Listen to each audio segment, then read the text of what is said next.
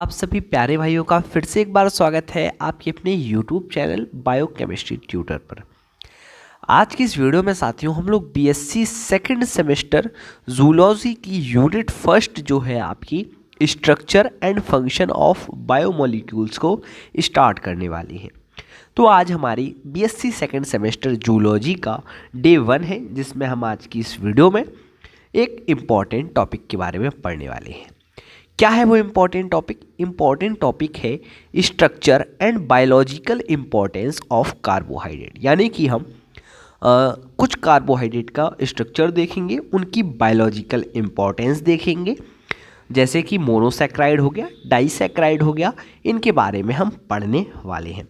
मैं आपको एक बार सिलेबस भी दिखा देता हूँ, जिससे आपको ये कंफर्म हो जाएगा। ठीक है फ्रेंड्स, चलिए आपका ये जो है सिलेबस है पूरा कंप्लीट। यहाँ पर पहली यूनिट यही है आपकी, जिसमें कि पहला टॉपिक आपका ये है, जिसमें हम पढ़ेंगे मोनोसैक्राइड के बारे में, डाइसैक्राइड के बारे में, पॉलीसैक्राइड के बारे में और ग्लाइकोकंजुगेट्स के बारे में पढ़ेंगे। आज की वीडियो में हम इतना ही पढ़ने वाले हैं।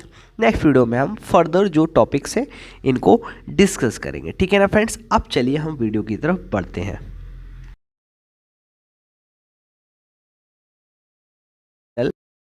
बायोकेमिस्ट्री ट्यूटर पर ज़रूर जुड़ जाइए, जिसकी मैं आपको डिस्क्रिप्शन में लिंक दे दूंगा। वहाँ से आपको इस टेलीग्राम चैनल पर जुड़ जाना है, क्योंकि यहाँ पर सब इम्पॉर्टेंट नोट्स और इम्पॉर्टेंट क्वेश्चन सब कुछ इस टेलीग्राम चैनल पर मिल जाता है। और आपको नोट्स भी चाहिए तो आप हमारे टेलीग्राम चैनल पर जुड़ सकते हैं। ठीक है, और हमारे चैनल को ज़रूर से सब्सक्राइब कर लें, क्योंकि आपके लिए ऐसी इन्फॉर्मेटिव वीडियो हम लोग बनाते रहते हैं। चलिए अपने टॉपिक पर आते हैं। सबसे पहले आज हमें पढ़ना है structure and biological importance of carbohydrate. कौन कौन से कार्बोहाइड्रेट हैं सबके बारे में पढ़ेंगे। आपने अगर केमिस्ट्री की पहली वीडियो देखी हो तो उसमें भी हमने कार्बोहाइड्रेट्स के बारे में चर्चा की थी। ठीक है, उसी के प्रोस्पेक्टिव से हमारा जूलॉजी का पहला जो चैप्टर है, पहली यूनिट है, उसमें आपको बहुत ज़्यादा यूज़ देखने को मिलेगा, क्योंकि सेम यूनिट है। हमने कार्बोहाइड्रेट का क्लासिफिकेशन, अगर आपने केमिस्ट्री की वो क्लास देखी है तो वहाँ से आप इसको बहुत ज़्यादा लिंक कर पा रहे होंगे। अगर आपने नहीं देखी है तो मैं डिस्क्रिप्शन में उसकी लिंक दे दूँगा, वहाँ से आपको केमिस्ट्री की प्लेलिस्ट की पहली वीडियो देख लेनी है, जिसमें मैंने कार्बोहाइड्रेट का क्लासिफिकेशन समझाया हुआ है। इस वीडियो में भी हम इसके बारे में समझेंगे। तो चलिए, सबसे पहला हमारा दिया गया है carbohydrate are essential biomolecules composed of carbon, hydrogen and oxygen. Carbohydrate क्या होते हैं? बायोमोलिक्यूल्स होते हैं, जिनमें कि कार्बन होते हैं, हाइड्रोजन होता है और ऑक्सीजन होता है। रेशियो दिया गया है 1:2:1, यानी कि एक कार्बन होगा अगर तो 2 हाइड्रोजन होंगे और 1 ऑक्सीजन होगा। ठीक है, they serve as primary source of energy and play structural and functional role in living organism. ये क्या करते हैं? एक primary source of energy provide करते हैं और ये हमारी लिविंग ऑर्गेनिज्म को स्ट्रक्चर और फंक्शनल रोल में हेल्प करते हैं। अब कार्बोहाइड्रेट को बहुत सारी क्लासेस में क्लासीफाई किया गया है, जैसे कि मोनोसैक्राइड, डाइसैक्राइड, पॉलीगोसैक्राइड एंड ग्लाइकोकंजुगेट। ये आपको इस सिलेबस में पढ़ना है, तो बारी बारी करके जो है हम समझते चलते हैं। पहला है आपका साथियों monosaccharide structure and biological importance. तो चलिए अब हम मोनोसैक्राइड के बारे में पढ़ते हैं। तो मोनोसैक्राइड जो होते हैं सिंपलेस्ट फॉर्म ऑफ कार्बोहाइड्रेट होते हैं, यानी कि इनमें केवल और केवल एक सिंगल शुगर जो है प्रेजेंट होती है। ठीक है, इनको हम बहुत ज़्यादा वे में क्लासीफाई कर सकते हैं, जैसे कि नंबर ऑफ कार्बन एटम्स की बेसिस पर, और इनमें कौन सा फंक्शनल ग्रुप प्रेजेंट है इसकी बेसिस पर हम इसको क्लासीफाई कर सकते हैं। सबसे पहले हम पढ़ते हैं स्ट्रक्चर ऑफ मोनोसैक्राइड। ठीक है, अगर हम बेस्ड ऑन कार्बन नंबर के बेसिस पे इसको क्लासीफाई करें तो इसके टाइप देखिए, ट्राइओस, यानी कि ट्राई मतलब हो गया 3, जिसमें 3 कार्बन होंगे, वो हमारा कौन सा मोनोसैक्राइड कहलाएगा? ट्राइओस कहलाएगा। इसके एग्जाम्पल आपको दिख रहे हैं, ग्लिसरल एल्डिहाइड और डाईहाइड्रोक्सी एसीटोन। ठीक है, अब टेट्रोस क्या होता है? टेट्रोस में होती है 4 कार्बन। कितने होते हैं? 4 कार्बन होते हैं। ठीक है, आपका एग्जाम्पल भी दिया गया है, एरिथ्रोज आपका क्या हो जाता है? एग्जाम्पल। अब आपने एक चीज़ ध्यान दी होगी कि इनमें एक सिंपल सा पैटर्न फॉलो हो रहा है।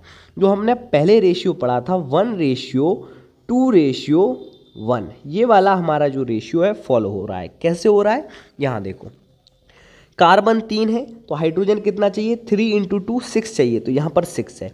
और ऑक्सीजन भी कार्बन जितने चाहिए तो 3 है। ठीक है, इसमें देखो कार्बन 4 है, हाइड्रोजन 8 है, ऑक्सीजन 4 है, तो ये वाला पैटर्न जो है फॉलो हो रहा है। अब हम बात करते हैं पेंटोज की। पेंटोज वो शुगर होती है जिसमें कि 5 कार्बन होते हैं। कितने होते हैं, 5। जैसे कि राइबोज शुगर होगी, डीऑक्सी राइबोज शुगर होगी। आरएनए डीआरएनए वाली जो आपकी शुगर होती है वो यही होती है। ठीक है, हेक्सोज में क्या होता है, C6H12O6। ठीक है, इसका स्ट्रक्चर होता है जैसे कि आपका ग्लूकोज हो गया, फ्रक्टोज हो गया और गैलेक्टोज हो गया। ठीक है, ये आपके बेस्ड ऑन नंबर कार्बन के बेसिस पे हमने इसको क्लासीफाई कर लिया। अब फंक्शनल ग्रुप के बेसिस पर हम इसको क्लासीफाई अगर करें तो एल्डोज क्या होता है और कीटोज क्या है। एल्डोज वो होते हैं जिनमें कि एक एल्डिहाइड ग्रुप प्रेजेंट होता है। एल्डिहाइड ग्रुप मतलब कि CHO ग्रुप जिसमें प्रेजेंट होगा वो हमारा क्या होगा, एल्डोज मोनोसैक्राइड होगा। जैसे कि ग्लूकोज हो गया आपका और राइबोज हो गया, इनमें क्या होता है, CHO ग्रुप प्रेजेंट होता है। कीटोज वो होते हैं जिनमें कि एक कीटोन ग्रुप प्रेजेंट होता है, यानी कि फ्रक्टोज जो हो गया आपका कीटोज का एग्जाम्पल हो गया। अब अगर हम बात करें आइसोमेरिज्म इन मोनोसैक्राइड, ये कैसे आइसोमेरिज्म को जो है शो करते हैं। देखो हमने स्ट्रक्चर में आइसोमर्स ये फॉर्म करते हैं, यानी कि D और L फॉर्म ये आइसोमर्स बनाते हैं। कि कैसा इनका ओरिएंटेशन है, OH ग्रुप कहाँ पर अटैच है, कायरल कार्बन की। देखो आइसोमेरिज्म किस फॉर्म में बनाएगा, ये D एंड L फॉर्म में बनाएगा। और कैसे OH ग्रुप की अरेंजमेंट है, किस साइड अरेंजमेंट है, इस साइड अरेंजमेंट है, या फिर OH ग्रुप यहाँ अटैच है, यहाँ H है, यहाँ H है, कैसे ओरिएंटेशन है हमारा इसका, उसके हिसाब से आइसोमेरिज्म को जो है शो करता है। हम इसके बारे में आगे देखेंगे। ठीक है, और ये अल्फ़ा और बीटा एनोमर्स भी बनाता है। ठीक है, चलिए अब इसके बायोलॉजिकल इंपॉर्टेंस क्या होता है मोनोसैक्राइड का। सबसे पहले समझो ग्लूकोज जो है, ग्लूकोज एक टाइप है मोनोसैक्राइड का। ये प्राइमरी एनर्जी सोर्स होता है और ये हमें ग्लाइकोलिसिस और सेलुलर रेस्पिरेशन में मदद करता है। हमने फर्स्ट यूनिट में ग्लाइकोलिसिस के बारे में पढ़ा था। तो ग्लूकोज जो होता है एक प्राइमरी एनर्जी का सोर्स है और ये सेलुलर रेस्पिरेशन और ग्लाइकोलिसिस जो प्रोसेस होती है जिसमें कि ग्लूकोज जो है ब्रेक डाउन होगा आपका पायरुवेट में, वो उसमें हेल्प करता है। ठीक है, फ्रक्टोज क्या है, found in fruit and honey used in sperm metabolism. अब जो फ्रक्टोज है मोनोसैक्राइड का टाइप, ये हमें स्पर्म मेटाबॉलिज्म में मदद करता है। ठीक है, गैलेक्टोज क्या करता है, component of lactose in milk and glycolipid in the brain. Galactose एक ऐसा मोनोसैक्राइड है जो कि मिल्क में पाया जाता है। लैक्टोज क्या पाया जाता है, लैक्टोज आपने सुना होगा, लैक्टोबैसिलस बैक्टीरिया, तो वो मिल्क में पाया जाता है। ठीक है, कर्ड में पाया जाता है। और जो गैलेक्टोज है वो भी हमारा लैक्टोज का कंपोनेंट है। और ग्लाइकोलिपिड यानी कि जो लिपिड में कार्बोहाइड्रेट अटैच होता है वो कहलाती है ग्लाइकोलिपिड, उसमें भी हमारा गैलेक्टोज जो है प्रेजेंट होता है। अब हम बात करें राइबोज एंड डीऑक्सी राइबोज, मतलब कि जो हमारा मोनोसैक्राइड है वो आरएनए में क्या होता है, राइबोज शुगर होती है, और डीऑक्सी राइबोज कहाँ होती है, डीएनए में प्रेजेंट होती है। तो ये इसमें भी मदद करते हैं। अब हम बात करेंगे डाइसैक्राइड के बारे में, क्या है इनका स्ट्रक्चर और बायोलॉजिकल इंपॉर्टेंस क्या है। डाइसैक्राइड वो आपकी शुगर फॉर्म होती है जिसमें कि 2 मोनोसैक्राइड यूनिट होती हैं जो कि एक दूसरे से ग्लाइकोसिडिक बॉन्ड के द्वारा अटैच होती हैं। ठीक है, ग्लाइकोसिडिक बॉन्ड क्या होता है, एक टाइप का कोवेलेंट बॉन्ड होता है जो कि डिहाइड्रेशन सिंथेसिस फॉर रिएक्शन से जो है बनता है। ठीक है, अब स्ट्रक्चर क्या है डाइसैक्राइड का। ठीक है, अगर हम बात करें तो हमने यहाँ देखा कि एक डाइसैक्राइड जो है, जिसको मैं डी से डिनोट करता हूँ, एक डाइसैक्राइड जो है 2 मोनोसैक्राइड से मिलके बना होता है। क्या है, 2 मोनोसैक्राइड से मिलके बना होता है। अब यहाँ देखो, सुक्रोज एक डाइसैक्राइड है, ग्लूकोज एक मोनोसैक्राइड है और फ्रक्टोज भी एक मोनोसैक्राइड है। 2 मोनोसैक्राइड मिलके क्या बनाया, सुक्रोज बनाया। लैक्टोज में क्या होता है, लैक्टोज में भी ग्लूकोज और गैलेक्टोज मिलके क्या बनाते हैं, लैक्टोज बनाते हैं। माल्टोज कैसे बनता है, ग्लूकोज और ग्लूकोज के मोनोसैक्राइड के फॉर्मेशन से माल्टोज एक डाइसैक्राइड बनता है। अब इसकी क्या बायोलॉजिकल इंपॉर्टेंस है। ठीक है, तो सबसे पहले यहाँ देखो, सुक्रोज। सुक्रोज एक डाइसैक्राइड है। ये हमारा किस में हेल्प करता है? Primary transport sugar in plant. ये बेसिकली प्लांट्स में शुगर का ट्रांसपोर्टेशन में मदद करता है। लैक्टोज जो है एनर्जी सोर्स है इन्फेंट्स में and component of dairy product. Lactose एक ऐसा डाइसैक्राइड है जो कि इन्फेंट्स यानी शिशु के लिए बहुत ज़्यादा एनर्जी प्रोवाइड करता है फ्रॉम दी मदर्स मिल्क। उसमें लैक्टोज पाया जाता है जो कि इन्फेंट्स के लिए अच्छा होता है, और ये हमारी डेयरी प्रोडक्ट्स में भी पाया जाता है। माल्टोज क्या है? Intermediate in starch digestion and a source of fermentable sugar in brewing. Maltose क्या करता है? एक स्टार्च डाइजेशन में एज अ इंटरमीडिएट वर्क करता है और एक प्रकार से फर्मेंटेबल शुगर भी होता है। ठीक है, अब हम बात करते हैं पॉलीसेक्राइड के बारे में। क्या इसका स्ट्रक्चर है और क्या इसकी बायोलॉजिकल इंपॉर्टेंस है। साथियों, ये आपको नोट्स अगर चाहिए तो टेलीग्राम पर ज़रूर जुड़ जाइएगा, वहाँ पर आपको ये नोट्स जो है मिल जाएंगे। Polysaccharide are long chain of monosaccharide linked by glycosidic bond. They are classified into storage polysaccharide, energy reserve and structural polysaccharide support a function. इसका कहने का मतलब क्या है? अब आपने देखा डाइसैक्राइड में क्या होता है, दो मोनोसेक्राइड मिलके एक डाइसैक्राइड बना रही थी। अब जो पॉलीसेक्राइड यानी कि पी जो है कैसे बनेगा? बहुत सारी मोनोसेक्राइड बनेंगे। एन नंबर ऑफ हम की मोनोसेक्राइड जब जुड़ेंगी तो आपका क्या बनेगा? एक पॉलीसेक्राइड बनता है। ठीक है, बहुत सारी मोनोसेक्राइड जुड़ के क्या बनाएगा? पॉलीसेक्राइड बनेगा। ये किसके द्वारा अटैच होते हैं? ग्लाइकोसिडिक बॉन्ड के द्वारा अटैच होते हैं। अगर हम पॉलीसेक्राइड को क्लासीफाई करें तो एक होते हैं स्टोरेज पॉलीसेक्राइड जिनमें कि एनर्जी एज अ रिजर्व होती है, और स्ट्रक्चरल पॉलीसेक्राइड होती है जिनका फंक्शन होता है सपोर्ट के लिए। ठीक है, क्या फंक्शन प्रोवाइड करते हैं? सपोर्टिव फंक्शन प्रोवाइड करते हैं। अब स्ट्रक्चर की बात करें तो अगर हम स्टोरेज पॉलीसेक्राइड को देखें तो ये स्टार्च जो है composed of amylose and amylopectin. Starch किससे मिलके बना होता है? अमाइलोज और अमाइलोपेक्टिन से मिलके बना होता है। ग्लाइकोजन जो है एनिमल्स में पाया जाता है। स्टार्च कहाँ पाया जाता है? प्लांट्स में। ग्लाइकोजन एनिमल में पाया जाता है। ठीक है, जो कि हमारी लीवर सेल्स में और मसल सेल्स में स्टोर्ड होता है। क्या होता है? स्टोर्ड होता है। अब स्ट्रक्चरल पॉलीसेक्राइड क्या है? सेलुलोज जैसे है जो कि प्लांट में पाया जाता है। ठीक है, ये क्या करता है? सेलुलोज जो है वो हमारी प्लांट्स की सेल को बनाता है। क्या बनाता है? प्लांट्स की सेल बनाता है।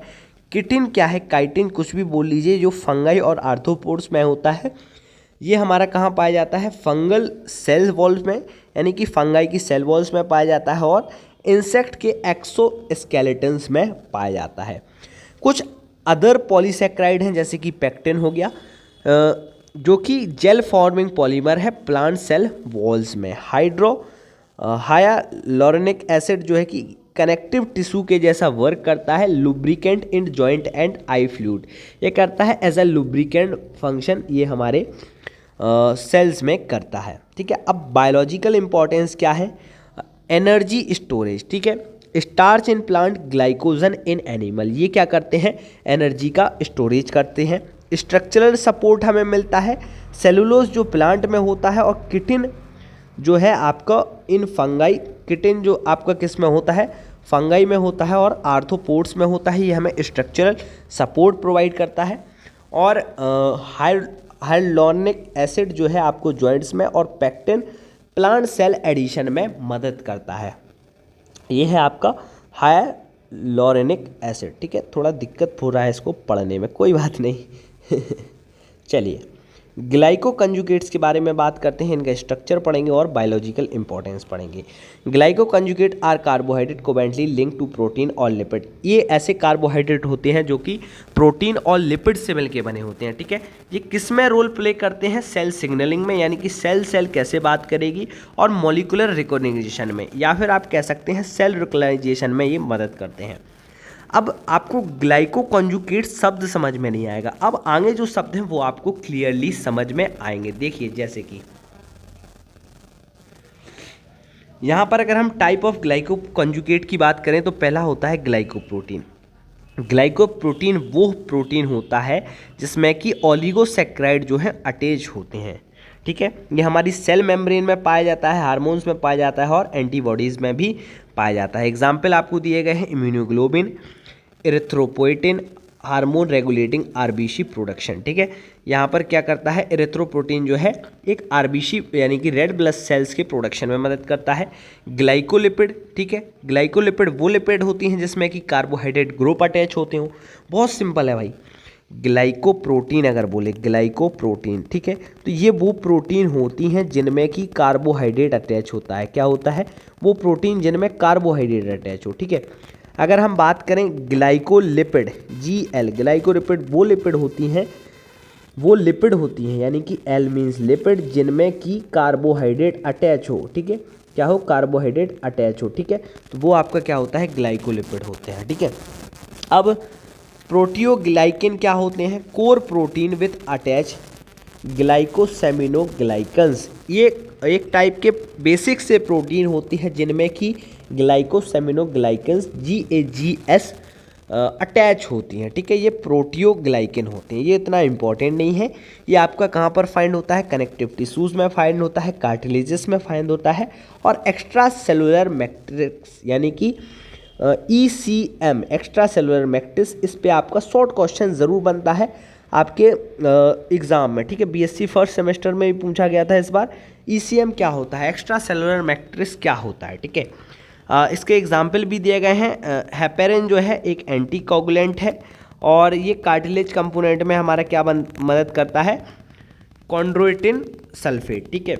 चलिए अब क्या है इसके biological importance. Basically cell recognisation में मदद करता है, ठीक है, जिससे कि glycoprotein help immune system recognise foreign invader. Glycoprotein मदद करता है इम्यून सिस्टम को ताकि ये फॉरेन से, मतलब कि आपकी शरीर के बाहर के जो जीवाणु यानी कि जो बैक्टीरिया रहते हैं इनको रिकॉग्नाइज करने में मदद करता है, ठीक है। फिर स्ट्रक्चरल इंटीग्रिटी देता है, ठीक है, जिससे कि आपका टिश्यू का हाइड्रेशन और इलास्टिसिटी प्रोवाइड होती है। सिग्नल ट्रांसडक्शन में मदद करता है। शॉर्ट नोट्स में आता है भाई सिग्नल ट्रांसडक्शन, ठीक है, कितने में आता है, शॉर्ट नोट्स में, ठीक है, बहुत इंपॉर्टेंट है। Glycoprotein facilitate nerve cell transmission, इससे क्या होता है, नर्व सिग्नल का ट्रांसमिशन होता है। तो आज की वीडियो में इतना ही, पूरा हमने इसको जो है कवर कर लिया है। तो आज हमारा डे 1 था जिसमें हमने की structure of biological importance of carbohydrate समझ लिया। नेक्स्ट वीडियो में हम इसके आगे वाला टॉपिक जो है डिस्कस करेंगे। वीडियो अच्छी लगी हो तो वीडियो को लाइक कर देना, चैनल को सब्सक्राइब कर देना, और कोई भी आपको डाउट आया हो इस वीडियो में कमेंट ज़रूर कर देना, मैं आपको ज़रूर से जो है आंसर दूंगा।